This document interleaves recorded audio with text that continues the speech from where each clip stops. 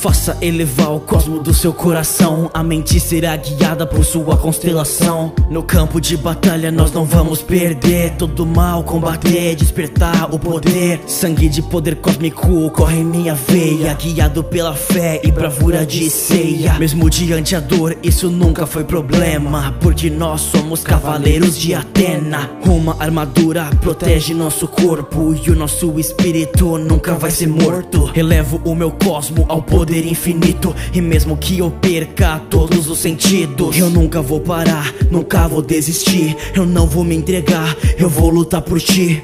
Porque nós lutamos pela esperança, pela inocência no sorriso da criança. Mesmo que o nosso inimigo seja o mais terrível, superamos o limite, fazemos o impossível pra vencer. O céu tocamos muitas vezes e não temos medo, mesmo diante os deuses. Mesmo diante a dor, diante o sofrimento, nós temos tempo pra lembrar do sentimento. Pra lembrar que lutamos por bem mais, pra lembrar que lutamos pela paz. Nunca seremos corrompidos, esse é nosso decoro, ultrapassando o impossível com armadura de ouro. Nosso grito de combate ecoa ao longe, o brilho reluzente, sou cavaleiro de bronze. Olhos incapacitados, o cosmo é sua visão, atacando com poder da cólera do dragão. Cachoeira ao contrário, dominando o fluxo. Sua armadura é verde, o nome é Shiryu. O espírito do mal num coração decente, esmagando os inimigos com a força da corrente.